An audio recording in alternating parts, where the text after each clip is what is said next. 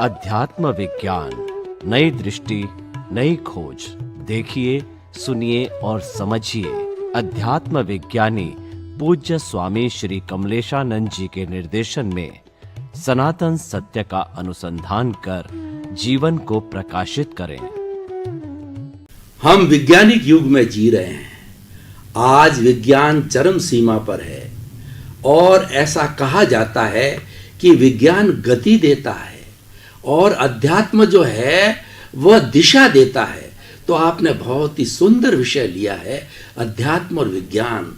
तो आपका जो अध्यात्म विज्ञान, नई दृष्टि, नई खोज, ये जो आपका विषय है जिस पर आप लगातार चिंतन करते हैं, साधना करते हैं, लोगों को बताते हैं, तो किस तरीके से आज के जीवन में एक व्यक्ति अध्यात्म और विज्ञान का संतुलन करके, मिश्रण करके, दोनों की ब्लेंडिंग करके, दोनों को जोड़ करके किस तरीके से अपने जीवन को सुखी बना सकता है, कृपया इस पर प्रकाश डालिए।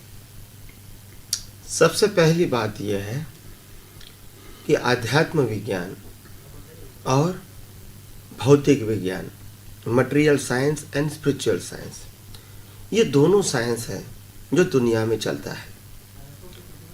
मटेरियल साइंस जो है, जो भौतिक विज्ञानी नए नए आविष्कार करते हैं और लोगों को सामने रखते हैं और लोगों के जीवन में वो इस प्रकार से नए आविष्कार की माध्यम से लोगों को सहायता मिलती है। तो ये भौतिक विज्ञान और आध्यात्म विज्ञान, ये दोनों के बीच क्या अंतर है? भौतिक विज्ञान जो है, मटेरियल साइंस, वो 5 सनातन तत्व को स्वीकार करता है। जड़ तत्व, गति सहायक, स्थिति सहायक, टाइम एंड स्पेस। ये 5 तत्वों को दुनिया के हर साइंटिस्ट स्वीकार करते हैं और आध्यात्म विज्ञान भी यही 5 तत्वों को स्वीकार करता है। अंतर क्या है? भौतिक विज्ञान आत्मा को, चेतन को नहीं मानते हैं और स्पिरिचुअल साइंस वो आत्मा को, चेतन को मानते हैं। यानी भौतिक विज्ञान 5 तत्वों के ऊपर आधारित है और आध्यात्म विज्ञान 6 तत्वों के ऊपर आधारित है। दोनों में 5 तत्व तो एक ही है, कॉमन है, क्योंकि ये दुनिया में 2 प्रकार का साइंस कभी संभव नहीं हो सकता है।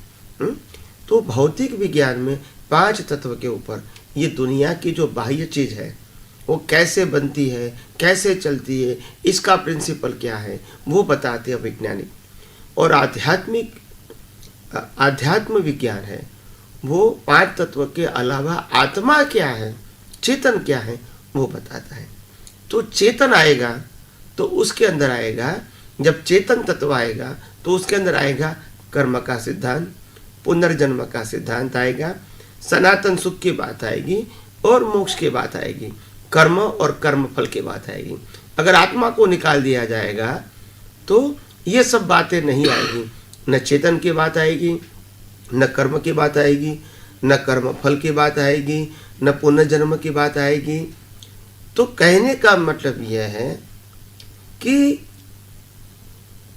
जो भी व्यक्ति को मुक्ति के मार्ग में आगे बढ़ना है, या तो ये दुनिया को वास्तविक रूप में जानना है, सभी व्यक्तियों को ये आध्यात्म विज्ञान जानना बहुत आवश्यक है।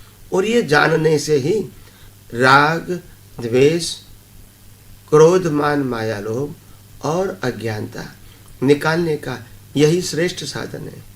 और अपने जीवन में ये विज्ञान जान के मन, वचन, काया होते हुए भी हम आदि, व्याधि और उपाधि में समाधि की अनुभव कर सकते हैं ये विज्ञान की सहायता से। तो जैसे जैसे आगे बढ़ेंगे हम अपने जीवन में यही विज्ञान को समझते जाएंगे, उपयोग करते जाएंगे, अनुभव करते जाएंगे। ऐसे ऐसे हमारे जीवन में स्लोली अज्ञानता का नाश होगा और विज्ञान की सनातन दृष्टि खुली हो जाएगी। स्वामी जी, बहुत बहुत धन्यवाद। आपने हमारे श्रोताओं को अध्यात्म और विज्ञान की बहुत सुंदर व्याख्या बताई। हमारे श्रोता बहुत लाभान्वित हुए, आपके प्रति कृतज्ञता ज्ञापित करते हैं। स्वामी जी, आपने अपनी इस व्याख्या के अंदर दो बात बताई, एक तो जड़ और चेतन। तो जड़ क्या है और चेतन क्या है? क्या जड़ चेतन हो सकता है, या क्या चेतन जड़ हो सकता है, या दोनों का मिश्रण हो सकता है या नहीं हो सकता है? क्योंकि सारा संसार आपके अनुसार जड़ और चेतन दो तत्वों से बना हुआ है, तो इन दोनों का किस तरीके से आपस में तालमेल है, थोड़ा सा इसका खुलासा कीजिए। पहली बात तो यह है कि जड़ और चेतन ये दोनों तत्व जो हैं वो दोनों शाश्वत हैं। जड़ तत्व अवस्था के रूप में अनुभव में आता है और चेतन तत्व की हाजिरी से ही अनुभव होता है, बिना चेतन अनुभव नहीं होता है।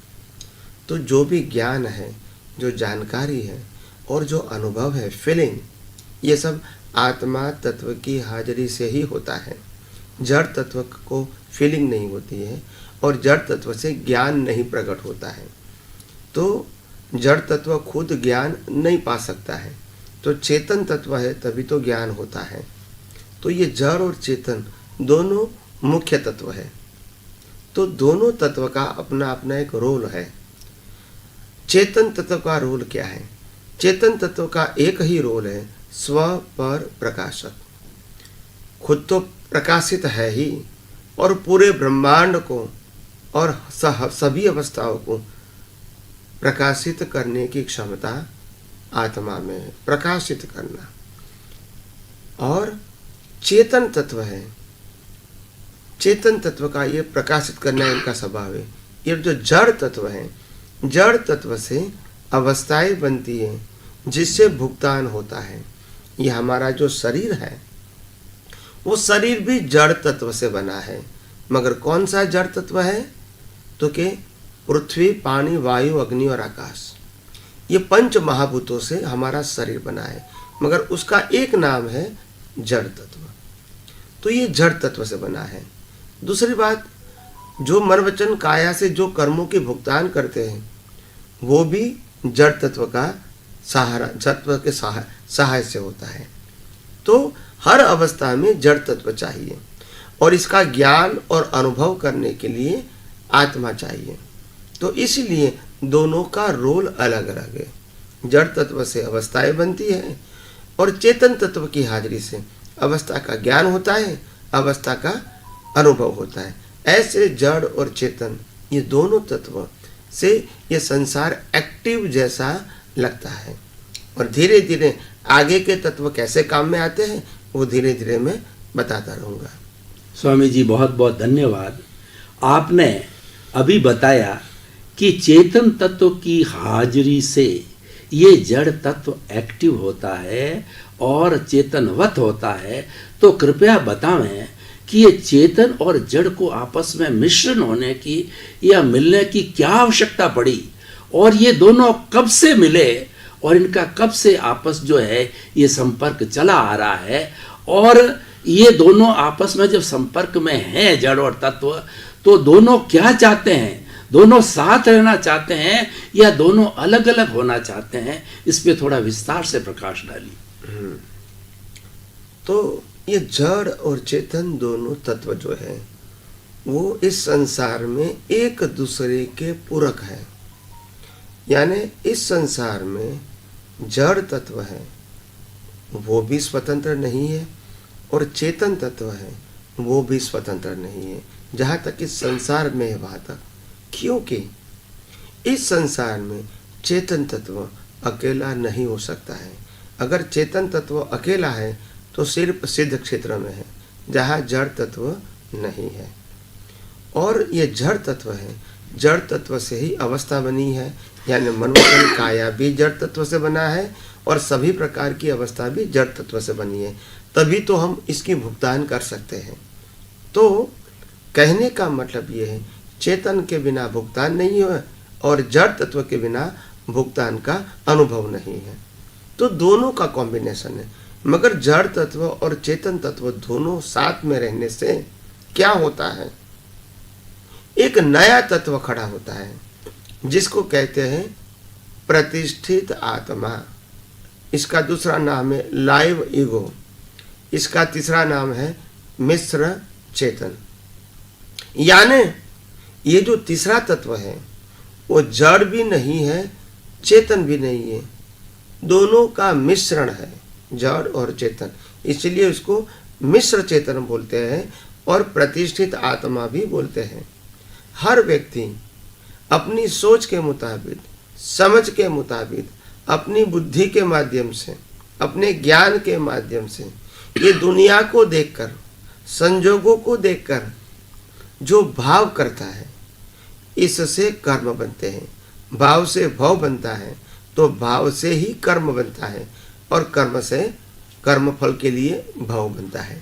तो कहने का मतलब यह है, आत्मा कर्मों का सर्जन नहीं करता है और आत्मा कर्मों का विसर्जन भी नहीं करता है, मगर आत्मा की हाजिरी के बिना कर्म सर्जन भी नहीं होते हैं और कर्म विसर्जन भी नहीं होते हैं। तो आत्मा की हाजिरी से प्रतिष्ठित आत्मा, मिश्र चेतन नए कर्मों का सर्जन करते हैं और वही प्रतिष्ठित आत्मा नेक्स्ट बर्थ में डिस्चार्ज प्रतिष्ठित आत्मा के रूप में एक्ट करता है और कर्मों की भुगतान करता है। तो उसी समय भी यही आत्मा की हाजिरी है। कुदरत का एक ही कानून है, जो आत्मा की हाजिरी में कर्म चार्ज होता है वही आत्मा की हाजिरी से कर्म डिस्चार्ज होगा, मगर बॉडी अलग अलग रहेगी, सोल एक ही रहेगा।